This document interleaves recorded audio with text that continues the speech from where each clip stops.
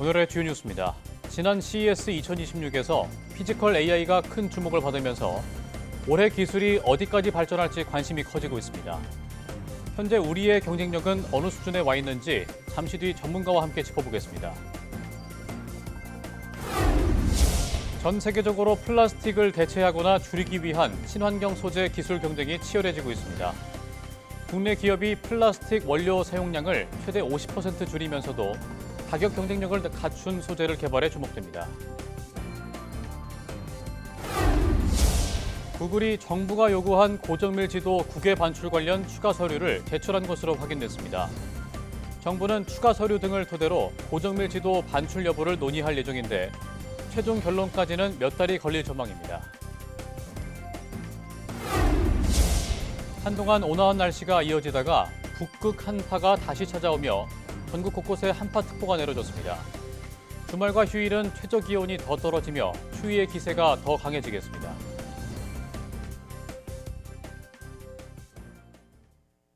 여러분 안녕하십니까? 사이언스투데이 시작합니다. 이재명 대통령이 중학생부터 대학원생까지 국내 과학기술 인재들과 만나 그간 이룬 성취를 격려하며 국가 발전에 함께해달라고 당부했습니다. 과학기술 인재의 대체 복무를 확대하고 국가 연구자 제도를 도입하겠다는 의지도 밝혔습니다. 정인용 기자가 보도합니다. 이재명 대통령은 대통령 과학장학생으로 선정된 대학생, 대학원생과 국제과학올림피아드에서 수상한 중고생들을 청와대로 초청했습니다. 미래 과학자들을 향해 여러분 손에 대한민국 운명이 달려있다고 격려의 말부터 전했습니다.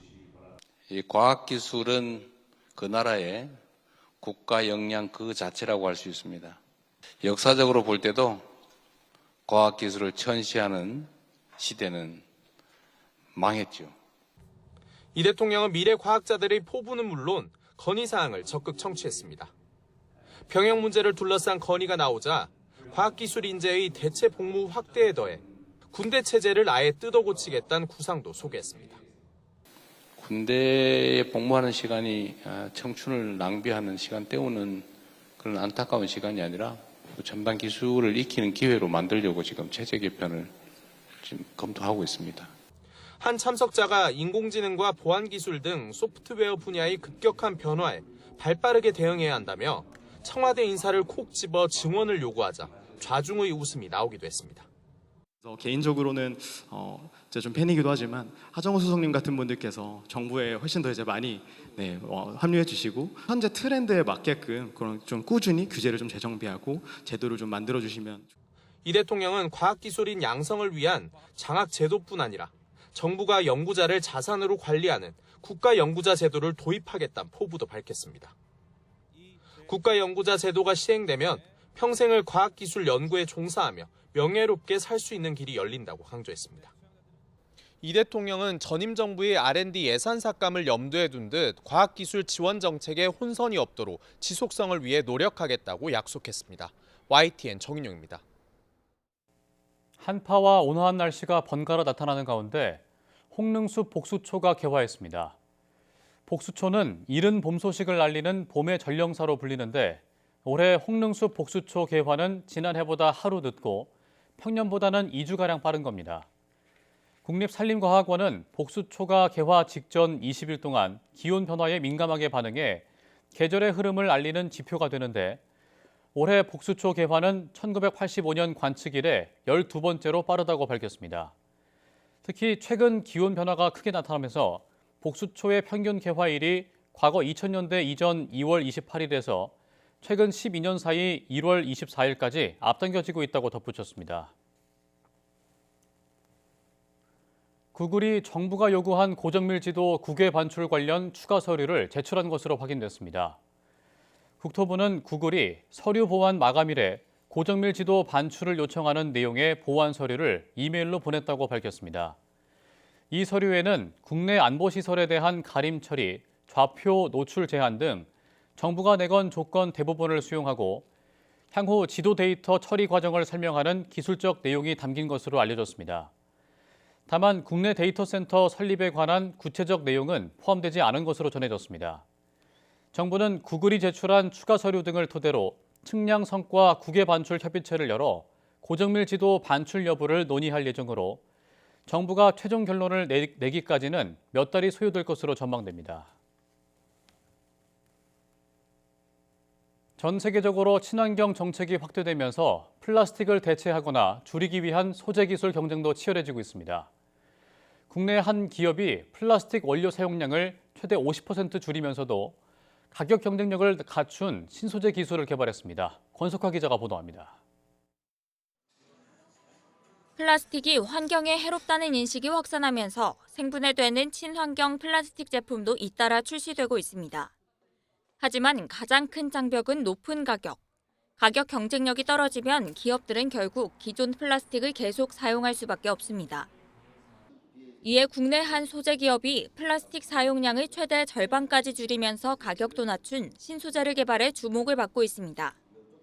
BST100인데 자연 유래 무기물질을 특수 공정을 통해 생분해 수지와 결합하는 방식으로 설계했습니다. 플라스틱 생분해 소재를 최대한 적게 사용하고 저희는 그거에 대해서 고함량 무기물질을 사용해서 저희가 단가를 낮췄습니다. 생분해 과정을 비교해본 결과 BST100을 적용한 빨대는 한 달 만에 갈변과 변형이 나타났고 3개월째에는 낙엽처럼 바스러지며 형태가 무너지는 모습이 확인됐습니다. 국제 인증 조건인 상온 20에서 30도에서 6개월 안에 분해되는 것을 확인했는데 계절 변화가 뚜렷한 국내 환경에서는 1년 안에 완전히 분해된다고 업체 측은 설명했습니다. 이 소재는 최대 100도 수준의 열을 견딜 수 있어 뜨거운 음식 용기나 전자레인지용 식기에도 적용할 수 있습니다. BST100은 경쟁력은 생분해가 가능한 식물성 바이오 원료를 사용하면서 기존 플라스틱과 거의 동일하게 사용성과 가격에 가까워졌다는 점입니다. 기업 입장에서는 환경을 위해 성능이나 비용을 포기하지 않아도 되는 현실적인 선택지가 되는 것입니다. 업체 측은 이 소재를 빨대와 컵, 접시 등 일회용품에 우선 적용하고 해외로도 유통을 확장할 계획입니다. 플라스틱 원료 사용량은 크게 줄이면서도 원가 부담은 줄인 신소재가 친환경 플라스틱 시장에서 어떤 변화를 만들어낼지 주목됩니다. YTN 사이언스 권석화입니다.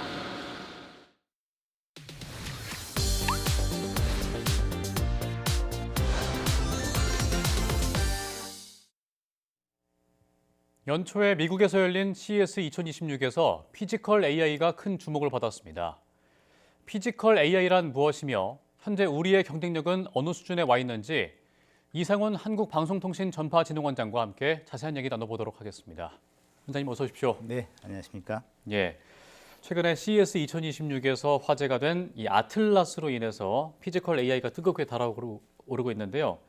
피지컬 AI가 기존 AI와 다른 점이 있다면 또 어떤 점이 있는지, 또 이 기술이 주목받고 있는 이유가 무엇인지가 궁금합니다. 네, 그동안 AI 하면 그냥 컴퓨터 속에 있는 또는 우리 휴대폰 속에 있는 그런 인공지능 기술 서비스라고 생각을 했는데 피지컬 AI라고 하면서 나타난 게 보니까 로봇이잖아요. 네. 근데 이게 왜 요즘은 피지컬 AI라고 부르느냐? 이제 이것이죠. 근데 이 피지컬 AI는 기존 AI와 다른 것은 로봇이라는 몸을 가졌다는 것이죠. 그 몸이 스스로 주변 환경을 인식하고 이해하고 그리고 해야 할 일을 할 수 있도록 하는 그런 AI 기술을 피지컬 AI라고 하니까 이제는 소프트웨어와 하드웨어가 결합된 기술이라는 측면에서 가장 차이가 있다 이렇게 보시고 그래서 굉장히 많은 주목을 받고 있는 것 같습니다. 예.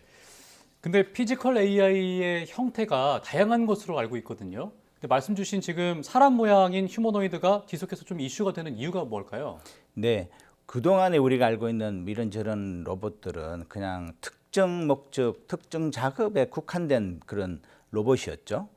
물론 뭐 그 로봇들도 나름 지능을 좀 가지고 있지만 네. 그러나 휴머노이드 로봇이라는 것은 결국은 우리 인간이 여러 가지 일을 다양하게 할 수 있지 않습니까?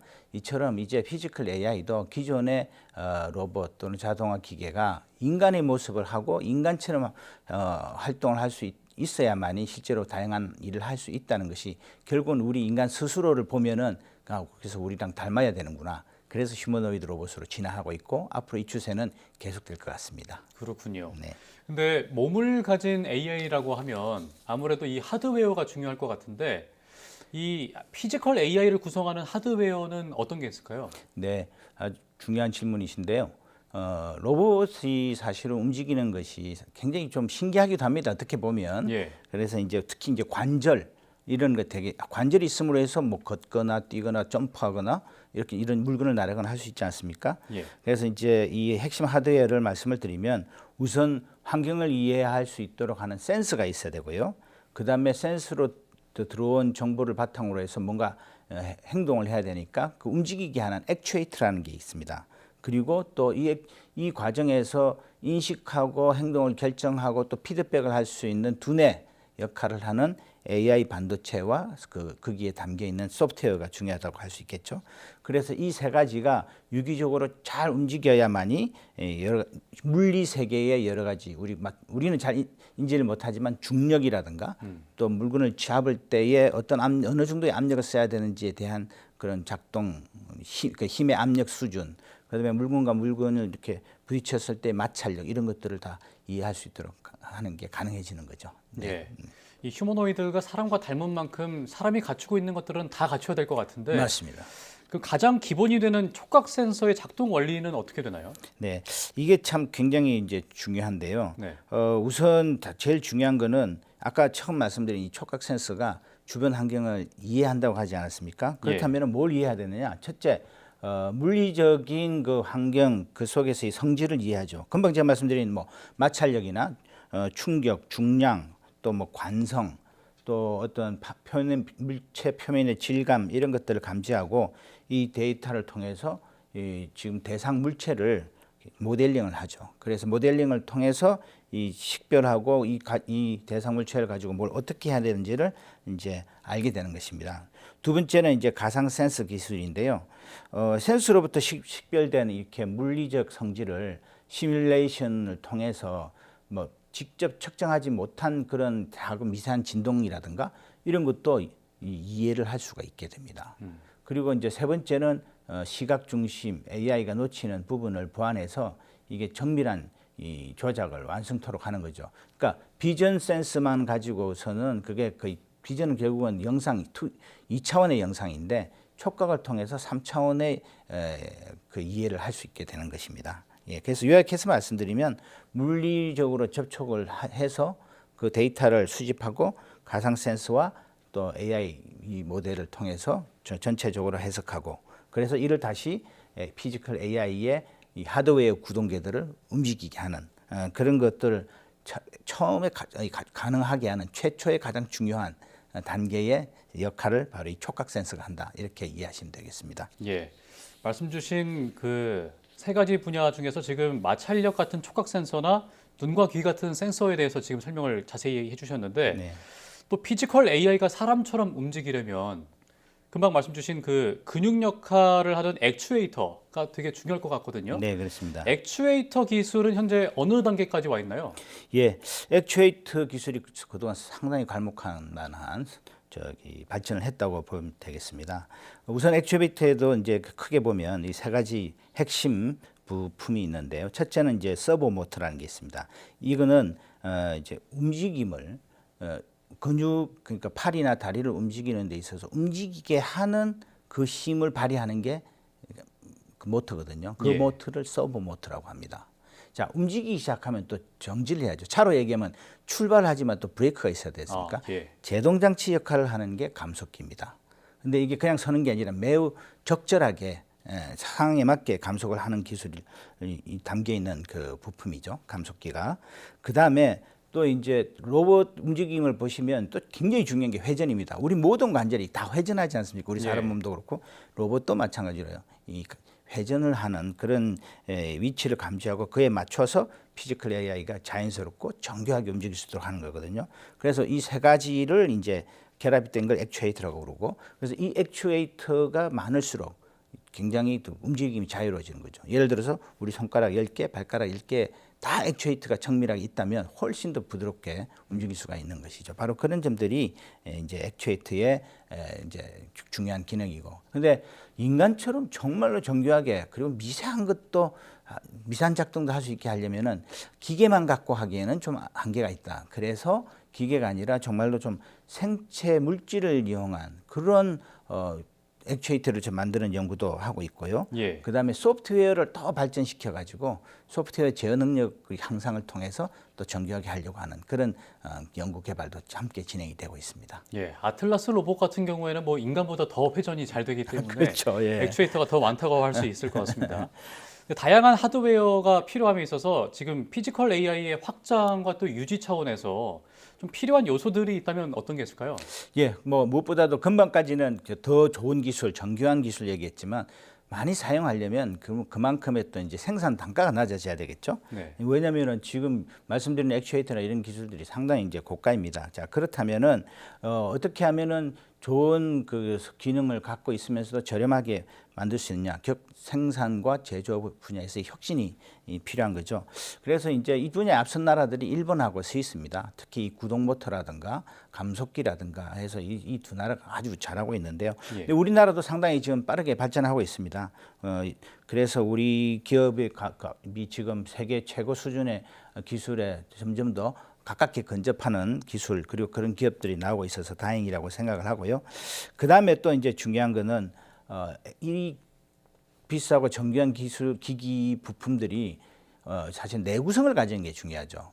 굉장히 잘 하는데 이제 얼마 쓰지 못하면 또 뭐 고장이 난다든가 또는 수리를 지속적으로 자주 해야 된다면 사실 현실 환경에서 쓰기는 곤란하겠죠. 예. 그래서 그런 내구성을 갖도록 하는 그런 기술 이런 것도 중요하다고 말씀드리겠습니다. 예.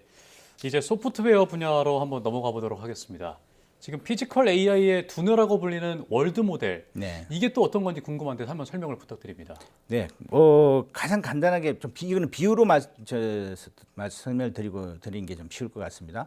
우리 자율주행차 그리고 지금 요즘 현실에서는 도로 위에 반자율주행 기능이 차에 탑재되어 있지 않습니까? 예. 그런데 이제 반자율이든 자율이든 보면은 차에 지도가 들어가 있죠. 그건 데이터입니다. 그 지도를 읽고 차가 이제 그 지도에 따라서 목적지로 가는 거 아닙니까? 그렇죠? 예. 그러면 가는 그 차 자체는 하드웨어죠. 그런데 이 지도 데이터와 이거를 읽어내는 소프트웨어 그리고 움직이는 차가 어떻게 결합이 돼야 차가 진짜 그렇게 가는 것일까? 그 중간에 연결 역할을 하는 게 바로 피지컬 AI에서 월드 모델이라고 하는 것입니다. 그런데 이 자동차는 어떻게 보면 상당히 좀 이미 정해진 도로가 있고 지도가 있어서 그냥 따라가기만 하면 되는데 피지컬 AI는 아까 말씀드린 휴머노이드는 인간이 하는 모든 좀 일을 다 수행할 수 있도록 하는 것이 목표이기 때문에 굉장히 복잡한 데이터가 필요하죠. 근데 이 데이터를 지도처럼 이렇게 평면적인 데이터만 갖고는 부족합니다. 왜냐하면 우리 3차원 세계에서 살고 있으니까요. 근데 3차원 세계를 이 AI 피지컬 AI가 어떻게 학습할 수 있을까요? 모든 걸 그대로 아까 촉각센서도 말씀드렸지만 그런 걸로 통해서 학습한 데이터를 그거를 2D 이미지부터 시작해서 3D 공간 이제 지능으로 이렇게 진화시키면서 디지털 트윈이라고 아마 들어보셨을 겁니다. 예. 디지털 트윈을 기반으로 한 시뮬레이션과 결합시켜 가지고 이제 이 월드 모델을 이렇게 통해서 학습하고 추론하는 그런 성능을 가지게 되는 것이죠. 그래서 이제 이 과정이 사실은 굉장히 어려운 작업이고 여기서 피지컬 AI를 만들어내는 또 개발하는 능력의 승부가 판가름 나지 않을까 생각하고요. 그래서 디지털 트윈 기술이 예전에 굉장히 이제 각광받았었고 지금도 산업에 곧 여러 영역에서 쓰이고 있지만 이제 더 본격적으로 많이 활용될 것 같습니다. 예. 네. 근데 피지컬 AI가 중단 없이 동작을 하려면 이 통신 환경이나 좀 자체적인 연산 이런 것들에 대해서 대처 능력이 더 중요할 것 같은데 네. 이 부분에 대해서는 좀 어떻게 보십니까? 네, 맞습니다. 피지컬 AI는 결국은 일부 자기의 두뇌 작업이라든가 정보 습득은 자체 내장된 어떤 그 데이터나 또는 프로그램을 통해서 하기도 하고 그런 걸 이제 엣지 컴퓨팅이라고 그러고요. 예. 아니면 통신을 통해서 또 전달을 받기도 해야 됩니다. 그러면 통신을 통해서 전달을 받아야 하기 때문에 그 통신이 끊기거나 또는 느려지면 안 되죠. 끊기면 물론 당연히 안 되고 이 속도도 굉장히 빨라야 됩니다. 우리 이제 흔히 지연성이라고 얘기하는데요. 그러니까 1000분의 1초 이하로 이 통신 속도가 끊김없이 그대로 또 속도도 마찬가지고 그렇게 심리스하다고 아주 매끄럽게 전달이 돼야만이 피지컬 AI가 계속적으로 움직일 수 있고요. 또 특히 돌발 상황 같은 게 있을 수 있지 않습니까? 여기에 대응하기 위해서는 이런 초저지연뿐만 아니라 또한 그 돌발 상황을 바로 센스가 아주 빠른 속도로 즉 0.001초 이 이하의 속도로 이해를 하고 그다음에 이를 바탕으로 해서 바로 또 대응할 수 있는 그런 연산 능력, 그런 반도체 기술, 또 소프트웨어 기술이 필요합니다. 그런 것들이 이제 흔히 이제 우리가 신경 처리 장치, 그 칩 NPU라고 부르는데요. 인간 신경의 어떤 그 구조를 보고 이제 만든 그런 모델인데 이런 것들이 피지컬 AI 내장되는 온 디바이스 AI 이런 쪽으로 이제 기술을 개발하고 있습니다. 그래서 다시 요약을 하자면 현장에서는 이 현장에서의 판단, 재현은 엣지 컴퓨팅으로 피지컬 AI 자체적으로 수행을 하고 그다음에 좀 더 복잡하고 추론이나 학습 같은 경우에는 이 고성능 통신 기술을 이용해서 클라우드와 연결해서 또 학습하는 그런 방식으로 이제 피지컬 AI를 더 발전시켜 나갈 겁니다. 예. 지금 여쭤보고 싶은 것들이 많은데 시간 관계상 한 가지 질문만 더 드리고 마무리를 하도록 하겠습니다. 네.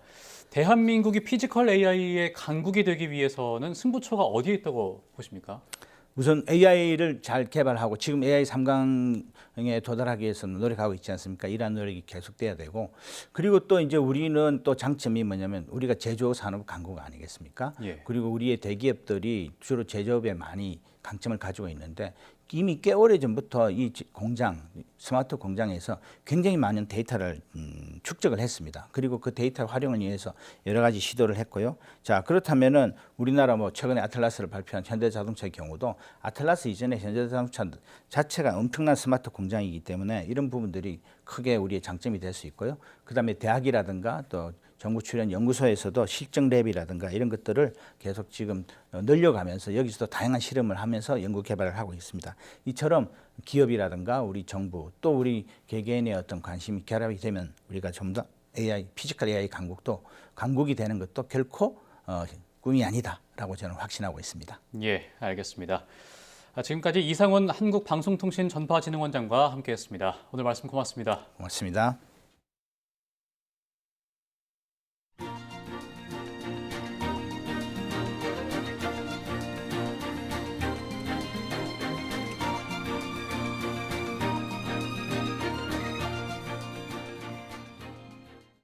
이상으로 사이언스 투데이 마칩니다. 함께해 주신 여러분 고맙습니다.